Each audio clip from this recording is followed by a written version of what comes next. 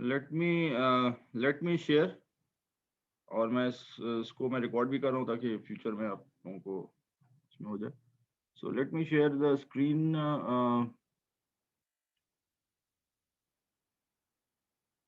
अच्छा, तो just briefly, अच्छा, क्योंकि मैंने आधे लोगों से बड़ी इंट्रोडक्टरी कॉल होती है कि मैं ज़्यादातर लोगों से एक तो इंट्रोडक्शन कर लेते हैं, तो उसमें कुछ लोगों का हो गया था और कुछ लोगों का नहीं हुआ था। तो उसमें से जो मेरा ज़ाहिर बात है, आप ज़्यादातर लोग तो नहीं थे, ऑनलाइन थे, 7-8 लोग थे, जो कि आई थिंक 6-7 लोग होंगे जो फिजिकली होंगे। तो जो मेरी जो वो थी ऑब्जर्वेशन थी, वो यही थी कि there are two groups of people. ज़्यादातर वो लोग हैं कि जिनका ऑलरेडी फाइनेंस में थोड़ा बहुत बैकग्राउंड है, जिन्होंने कुछ कोर्स किए हुए हैं बेसिक फाइनेंस के, और कुछ ऐसे हैं जिनका बैकग्राउंड इंजीनियरिंग का है और इंजीनियरिंग से आए हैं वो। अच्छा, ये जो कोर्स है, ये इसके अंदर कोई प्रीरेक्विजिट, कोई नॉलेज की ज़रूरत नहीं है फाइनेंस की, तो ये बेसिक कोर्स है। तो दोनों को हमें कैटर करना पड़ता है। सो हम चलेंगे बेसिक से ही चलेंगे, बेसिक चीज़ें डिस्कस करेंगे, और लेकिन ये होगा कि थोड़ा-सा जो है, जो लोग जिनके बेसिक नहीं है इसके अंदर, जो इंजीनियरिंग बैकग्राउंड के हैं या दूसरे नॉन बिज़नेस बैकग्राउंड के हैं, थोड़ा-सा उनको पढ़ना ज़्यादा पड़ेगा, बस ये है, एफर्ट ज़्यादा करनी पड़ेगी, लेकिन everything will be discussed in class.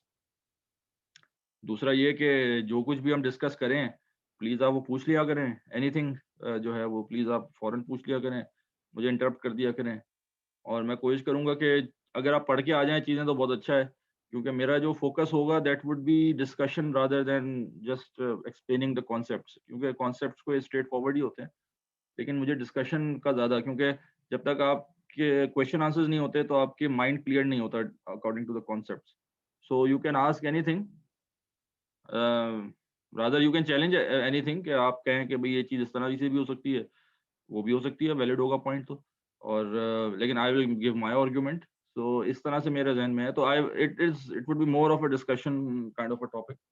उससे ये होता है कि वो कॉन्सेप्ट्स ज़रा अच्छे बैठ जाते हैं। तो इसलिए तो बहरहाल तो हमने जो है बेसिक से हमने स्टार्ट किया था। 2-3 चीज़ें हमने पिछली क्लास में कवर की थी, तो वो भी हम कवर करेंगे। एक तो फाइनेंस है, वी स्टार्ट के बेसिक फाइनेंस क्या होता है, ये मैंने पिछली क्लास में बता दिया था। बेसिकली इसको आप इस तरह समझ लें कि यू हैव चलें, लेट्स आस्क पीपल, ठीक है ना? कोई बताएगा कि क्या, अगर कोई इन अ जनरल टर्म, यहाँ पे बहुत सारे लोग हैं जिन्होंने फाइनेंस लिया हुआ भी था, नहीं भी लिया हुआ था। What comes in your mind जब आप finance, when you talk about finance? जी, क्या, Sir, how do you basically it's a construct? left and right. जी, Sir, Amar here. It's basically the left and right hand side of the balance sheet. Left hand या right hand? Left and right hand both, sir, of the balance sheet. तो ये तो पूरा ही हो गया। अच्छा, और कोई, और एनीथिंग एल्स, और कोई थोड़ा Sir, बेहतर basically, बताएगा? what the first thing that comes into my mind after reading the word finance is के how to arrange the funds to finance a project hmm, maybe. हम्म। हाँ, तो यानी फंड्स, अच्छा, फंड का मतलब ये है कि फिर आपने जो है उसको लिमिट कर दिया ऑफ राइट हैंड साइड में थे, मैंने एक जो फाइनेंस जो हो रहा है, डेट और इक्विटी वाला, और जो एसेट है जो कि लेफ्ट हैंड साइड है, तो वो आपने उसको कहा कि दैट इज नॉट फाइनेंस। चलें, Not exactly, but yes, you है can. ना? हाँ, तो मतलब और कोई एनीथिंग एल्स?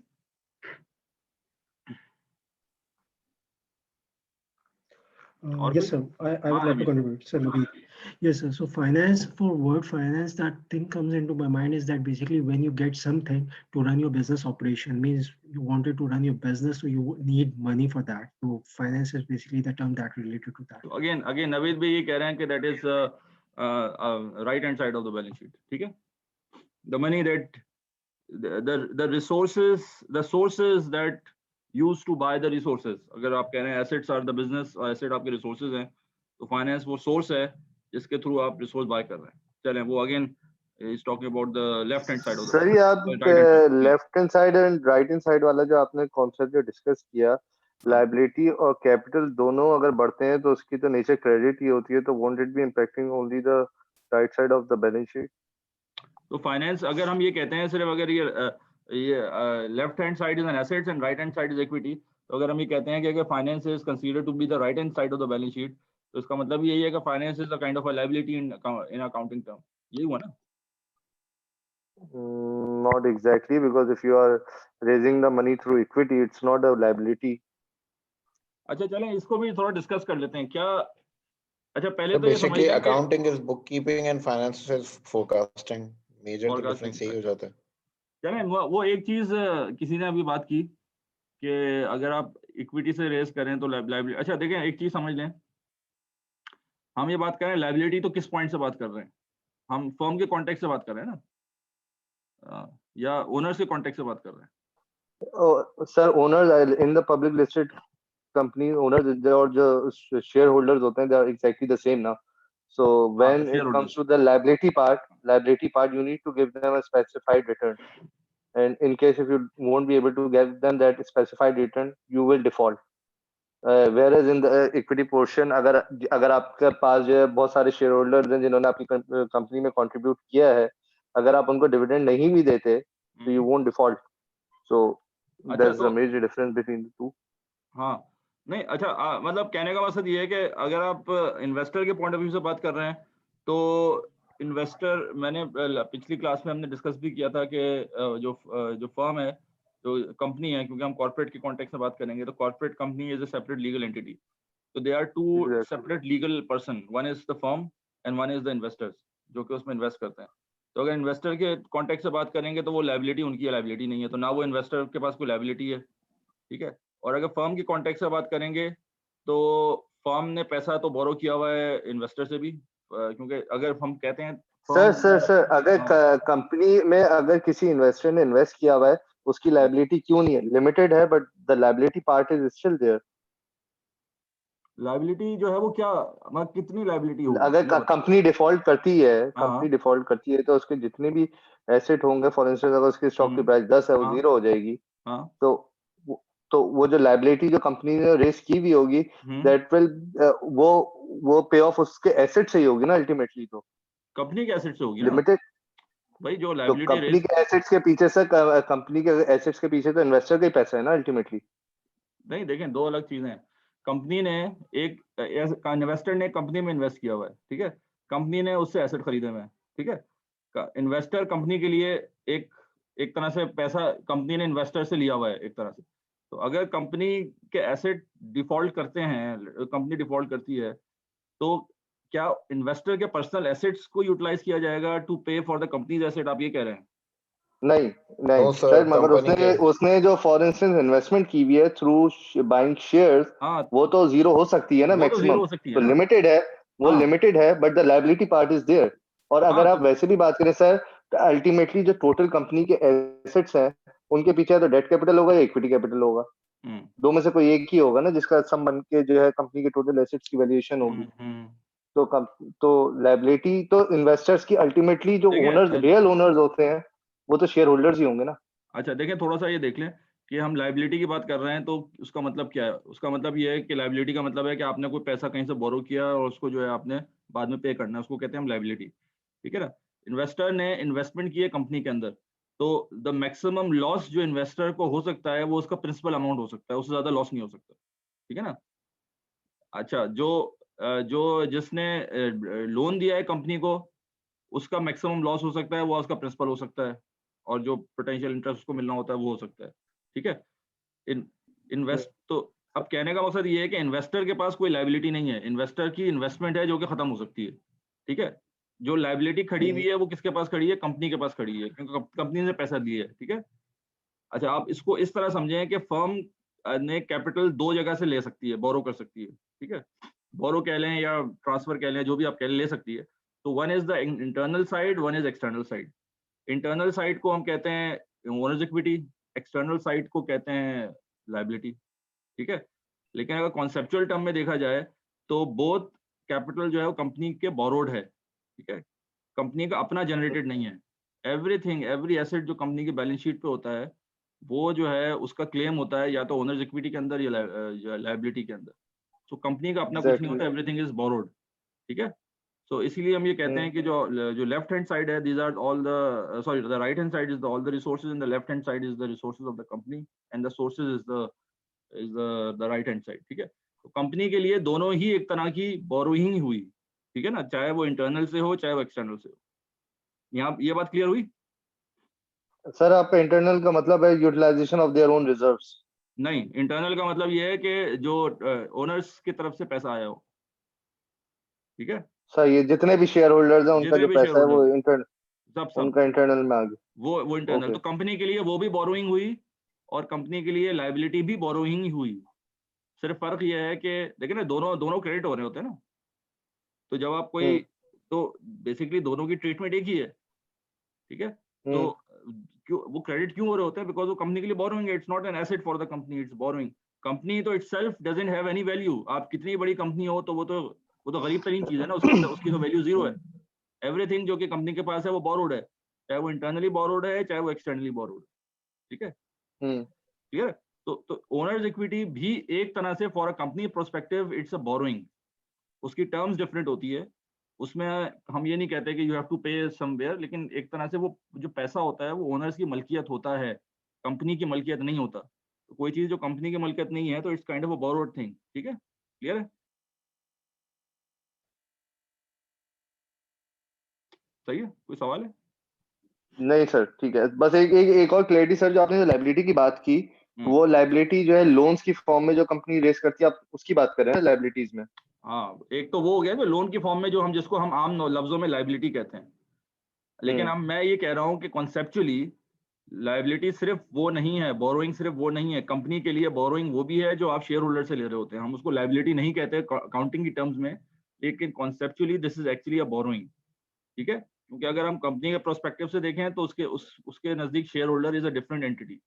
तो शेयर होल्डर अगर आपको पैसा दे रहा है तो वो एक्चुअली कंपनी का पैसा नहीं, वो बोरोड पैसा है, ठीक है। उसको हम लायबिलिटी नहीं कहते हैं, हम उसको ओनर्स इक्विटी कहते हैं, और ये दोनों चीज इक्विटी का पार्ट है। तो actually equity is actually the total equity, चाहे एक्सटर्नल इक्विटी हो चाहे ओनर्स इक्विटी हो, वो दोनों जो है वो actually is not owned by the company, it's borrowed money, ठीक है, ठीक है। ठीक है सर।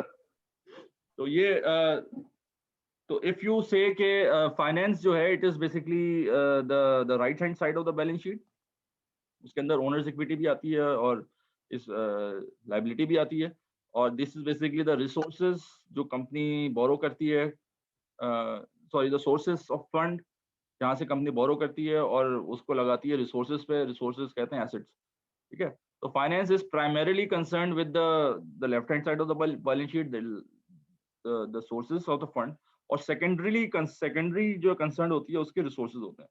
तो प्राइमरी कंसर्न क्या होता है फाइनेंस का, कि हमें पैसा कहाँ से मिले, ओनर से मिले, बाहर से मिले, कैसे मिले, किन टर्म्स में मिले, ये प्राइमरी डोमेन है फाइनेंस का। और सेकेंडरी डोमेन ये है कि वो जो पैसा हमें मिल गया है वो हम किस तरह लगाएं, कितने रेट पे लगाएं, किस एफिशिएंसी के साथ लगाएं, कौन सी चीज खरीदें कौन सी नहीं करेंगे, ये सेकेंडरी डोमेन है। लेकिन ये दोनों मिलके फाइनेंस बनते हैं। तो वो जो पहली बात की थी कि दोनों साइड है, वो भी एक तरह से सही है, लेकिन primarily it is concern with the right side of the balance sheet, clear है, कोई सवाल?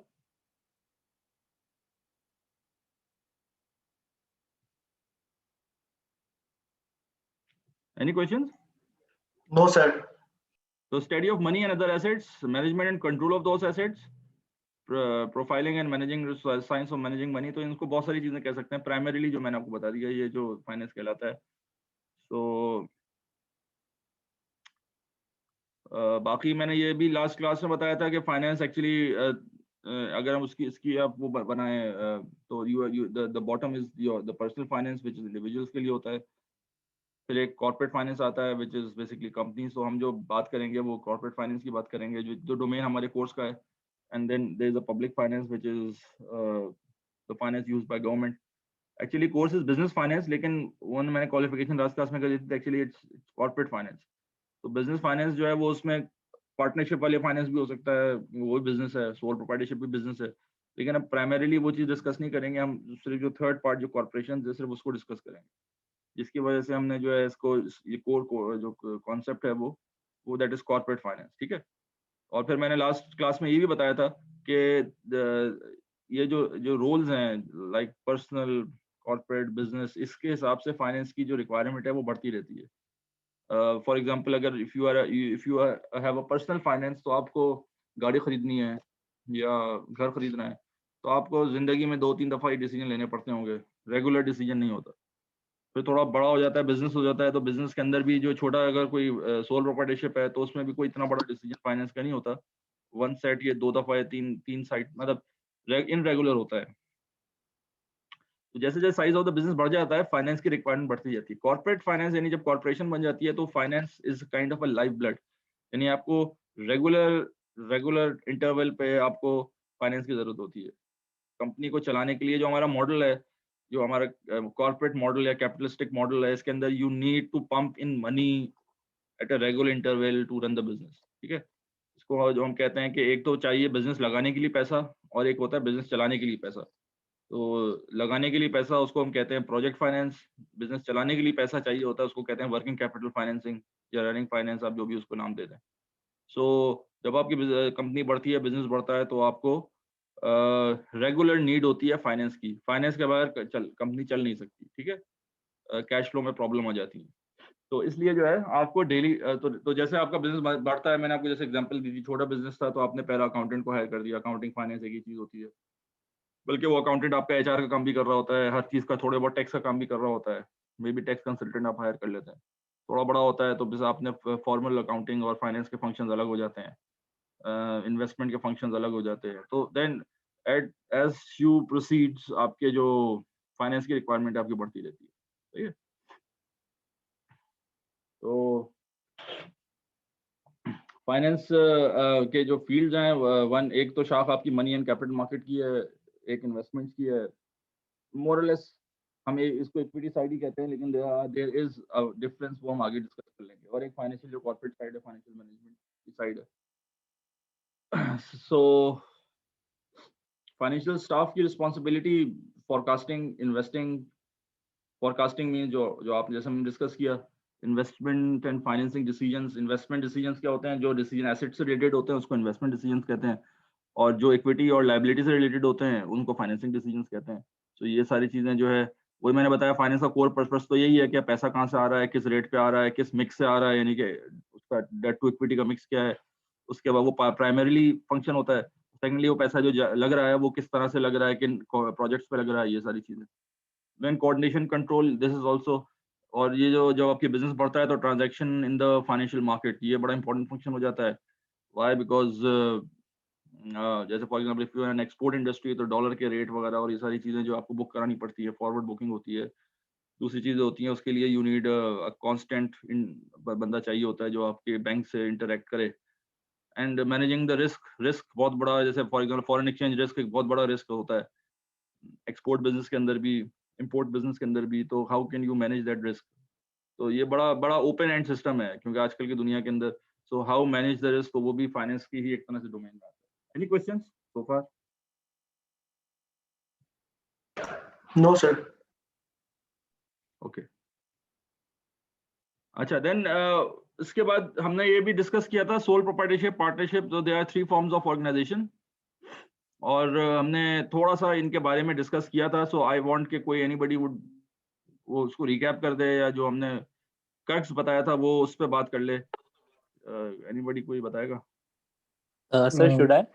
हाँ जी, बिल्कुल। कोई और बता रहे, मैं बताऊं?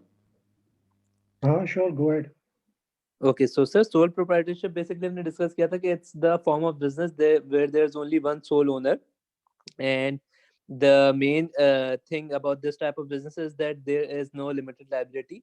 So the business is not a separate entity from the owner, but it's the same single entity in the name of the owner. Then there's partnership. Partnership में there are different types, but the one which we discussed briefly was the one जिसमें 2 to 20 owners वाली type होती है, and again there's no limited liability in it, but partners can gather up the funds by putting in their money, 2 to 20 partners, and they are not supposed to be making their accounts public, और फिर उनको compliance कम कर, मतलब उनके लिए restrictions कम होती हैं, उनकी compliance की requirements कम होती हैं. Then there are PLC जिसमें private limited होती है और public limited होती है. Public limited का main feature ये है कि you can raise money through IPO or by offering more shares on the market. सो उसमें आप पब्लिक को, जनरल पब्लिक को अपने शेयर्स बेच सकते हो. You are listed on the stock exchange. You have the option of limited liability, जिस तरह हमने क्लास के स्टार्ट में डिस्कस किया कि you can only lose what the owner has invested and not anything else or more than that. There's a concept of separate entity. So Right. ये crux था basically. और कोई इसमें और कोई ऐड करेगा जो हमने लास्ट उसमें बताई थी, खास तौर पे कुछ ये उसके बारे में बताएं सेपरेट लीगल एंटिटी के कॉन्टेक्स्ट में, कोई बताएगा? Sir, Amar here. Amar. Basically, company is accepted as an artificial person. तो उसकी एक सेपरेट लीगल एंटिटी होती है, जबकि सोल प्रोप्राइटरशिप में आपकी सेपरेट लीगल एंटिटी नहीं होती. सेकेंडली, कॉर्पोरेट टैक्स की हमने बात की थी कि कॉर्पोरेट टैक्स आपका उस पर लगता है कॉर्पोरेशन के ऊपर, तो डबल टैक्सेशन होती है कॉर्पोरेशन पे, जबकि सोल प्रोप्राइटरशिप पे जो उसकी ओनर्स की खुद की इनकम होती है, सिर्फ वो उस पर टैक्स देता है. तो ये एक दो डिफरेंस है सिग्निफिकेंट. तो हमने जो बात की थी, जो बेसिक जो डिफरेंस जहाँ से आप ये सारी चीजें कॉन्सेप्चुअली जो डिफरेंस निकलता है वो आपका सेपरेट लीगल एंटिटी से होता है. सो ये जो सोल प्रोप्राइटरशिप एंड पार्टनरशिप है, इसकी कोई लीगल हैसियत नहीं है. तो ये इसी तरह से है कि लोगों ने इंडिविजुअली मिलकर कोई कारोबार शुरू किया. सोल प्रोप्राइटरशिप तो बड़ा आसान है कि भाई एक बंदे ने कारोबार शुरू किया, उसने अपने पर्सनल कॉन्टेक्ट्स पे पैसे हायर किया, वो उसका कोई कारोबार की कोई हैसियत, लीगल हैसियत नहीं होती. अगर कहीं से आपने बोरोइंग किया है तो उसने अपने पर्सनल रिसोर्सेज से बोरोइंग की है. इसी वजह से वो लिमिटेड अनलिमिटेड लायबिलिटी होती है, क्योंकि पैसा उसको दिया गया होता है जो इन्वेस्टर है. अच्छा, जो पार्टनरशिप है थोड़ी सी कॉम्प्लेक्स हो जाती है, लेकिन बहरहाल चीज़ वही है, बिकॉज पार्टनरशिप की भी कोई लीगल हैसियत नहीं है. और तो इसी वजह से आप ये देखें कि कोई एंट्री और एग्जिट नहीं हो सकता. अगर कोई पार्टनर की डिसीज हो गया या ये कि छोड़ के चला गया, तो पार्टनरशिप डिसॉल्व हो जाती है और एक नई पार्टनरशिप बन रही होती है. साइन जो है वो पार्टनरशिप के अंदर इंडिविजुअल ओनर कर रहा होता है. क्यों? क्योंकि उसकी कोई लीगल हैसियत नहीं है एज अ कंपनी. तो ये दूसरी पार्ट होता है. तो ये दोनों एक ही ग्रुप में हमने कहा लाया कर रहे होते हैं. और तीसरा ग्रुप जो है वो कॉर्पोरेशन का होता है. तो कॉर्पोरेशन जो है वो that has a separate legal entity. तो आर्टिफिशियल पर्सन होता है, सेपरेट लीगल एंटिटी होती है. तो उसके चेक्स जो है वो कंपनी सेक्रेटरी साइन कर रहा होता है. और इन्वेस्टर जो ओनर होता है वो एज अ इन्वेस्टर उस कंपनी के अंदर आ रहा होता है. इसी वजह से अगर ओनर छोड़ के चला भी जाए, वो किसी और को भी बेच दे, तो कंपनी की एग्जिस्टेंस पे कोई फर्क नहीं पड़ता, कंपनी वो चलती रहती है.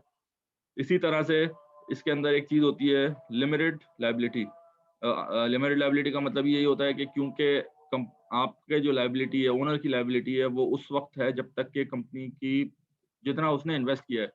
तो अगर बिलफर्ज कोई ऐसा पॉइंट आ जाता है कि एसेट बेचने के बावजूद भी सारे एसेट बेचने के बावजूद भी आपकी लायबिलिटी पूरी नहीं उतर रही, तो कंपनी डिफॉल्ट कर जाएगी और लॉस जो है वो लायबिलिटी जिसकी है उसको होगा, ना कि ओनर्स को होगा. क्योंकि ओनर को कोई पैसा अपने प्रिंसिपल तक नहीं मिलेगा, उसको आगे पर्सनल एसेट पे नहीं जाएगा.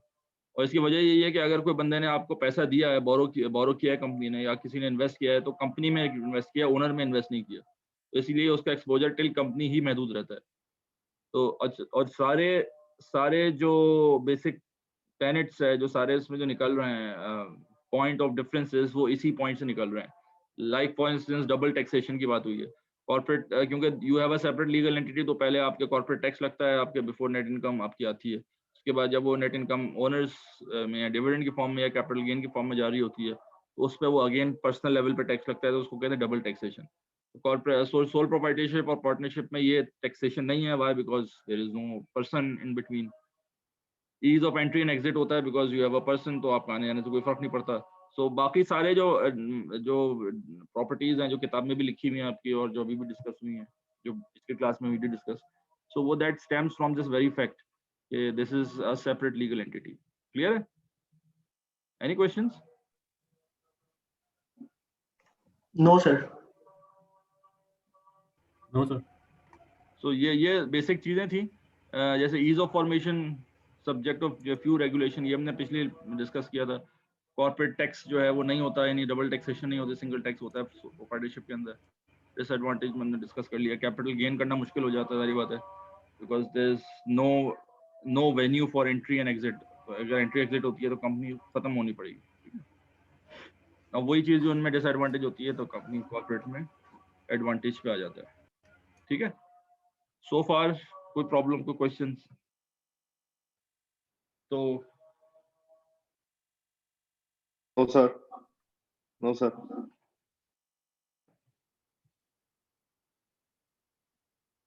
तो दिस इज फिर हमने एक टॉपिक ये डिस्कस किया था। दूसरा टॉपिक जो हमने डिस्कस किया था वो था फाइनेंशियल गोल्स ऑफ ऑर्गेनाइजेशन। तो हमने इस पे डिस्कशन काफी की थी और हम इस नतीजे पे पहुंचे थे कि the primary goal, financial goal, जो प्राइमरी गोल जो ऑर्गेनाइजेशन का है वो क्या है, वो है maximising the share holders wealth. और जो शेयर होल्डर्स वेल्थ मैक्सिमाइजेशन है वो एक्चुअली क्या है, वो शेयर प्राइस मैक्सिमाइजेशन। ठीक है, इससे हमने काफी बहस भी की थी, बहुत काफी चीजें डिस्कस की थी। सो अच्छा, लेट मी आस्क, अच्छा कि क्या ये गोल रीजनेबल है, क्या ये वाकई में ऐसा होता है या कुछ और होता है, इसके प्रोज एंड कॉन्स क्या हैं, कोई एनीबॉडी? सर बेसिकली ये ऐसे ही होता है। भले हमने लास्ट टाइम डिस्कस किया था कि शॉर्ट टर्म के अंदर हमारे डिफरेंट तरह के गोल्स हो सकते हैं। लेट्स सपोज रेवेन्यू मैक्सिमाइजेशन या सस्टेनेबिलिटी या सोसाइटी को कुछ देना आपने। तो लेकिन आपका जो लॉन्ग टर्म होता है या बॉटम लाइन जो होती है वो यही होती है कि आपने शेयर होल्डर की वेल्थ को मैक्सिमाइज करना है। और उसकी प्रॉक्सी हमने यही सेट की थी कि उसकी जो शेयर प्राइस है उसको हमने मैक्सिमाइज करना है। सही है। इस पे कोई और किसी को कोई और काउंटर आर्गुमेंट हो सकता है, कोई अगर कोई देना चाहे तो? Because you need to be very clear before we proceed. ये बड़ा एक extreme kind of an argument है, समटाइम्स लोगों को आसानी से हजम नहीं होता, लेकिन we need to be clear. नहीं सर, मैं इसके फेवर में आर्गुमेंट दूंगा कि अल्टीमेटली जो आपकी थियोरेटिकल प्राइस होती है शेयर की, जो रिप्रेजेंट कर रही होती है आपकी ओनरशिप कंपनी में, वो आपकी कंपनी के रेवेन्यूज और आपकी कंपनी की ग्रोथ से ही ड्राइव हो रही होती है। और अगर आपकी थियोरेटिकल प्राइस आपके एक्चुअल प्राइस से सेम ना हो तो मिसप्राइसिंग भी आ जाती है। तो technically yes, when you are maximising the share holder wealth through basically expanding the company and all, तो उसका डायरेक्टली और इनडायरेक्टली शेयर होल्डर को ही फायदा हो रहा होता है। सर हमने ठीक है ये भी डिस्कस किया था कि जी, फातिमा। सस्टेनेबिलिटी एक गोल होता है, लेकिन उस पे हमने फिर आगे ये डिस्कशन की थी कि ultimately sustainability equals to long term. तो लॉन्ग रन में वेल्थ ही मैक्सिमाइज हो रही होगी ठीक है, अगर हम सस्टेनेबल एक्शंस के टुवर्ड्स भी जाते हैं, और उसकी हमने एग्जांपल भी डिस्कस की थी। ओके। सर हम लोगों ने जी दानियाल, ये भी डिस्कस किया था कि सर हम लोगों ने ये भी डिस्कस किया था कि कॉर्पोरेट सोशल रिस्पॉन्सिबिलिटी के बारे में हम लोगों ने डिस्कस किया था कि अपेरेंटली वो कंपनीज का प्रॉफिट कम करती है इन द शॉर्ट रन, तो why do companies go for that. तो हम लोगों ने यही डिस्कस किया था कि वो इन द लॉन्ग रन जो है कंपनी को फायदा देती है एंड अल्टीमेट गोल जो होता है वो प्रॉफिट मैक्सिमाइजेशन ही होता है। तो उसके लिए चाहे वो कॉर्पोरेट सोशल रिस्पॉन्सिबिलिटी करें या कुछ भी करें, जो अल्टीमेट गोल है वो प्रॉफिट मैक्सिमाइजेशन। तो पीपल नहीं, हमने ये बात की थी शायद कि CSR जो है वो it's a kind of investment activity कि जिसके थ्रू फ्यूचर के अंदर आपकी अर्निंग्स बढ़ सकती हैं। तो अगर वो CSR का फायदा फ्यूचर के अंदर नहीं होगा, सो वो मोस्ट प्रॉब्ली वो कंपनी CSR शायद ना करे। ठीक है ना? अच्छा और सर, इसमें anything? हमने एक पॉइंट और भी डिस्कस किया था कि हमारा जो मेन एम होता है वो शेयर होल्डर की वेल्थ को मैक्सिमाइज तो करना होता है, लेकिन इसका ज्यादातर फायदा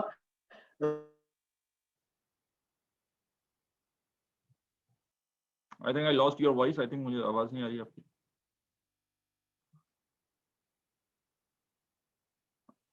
कोई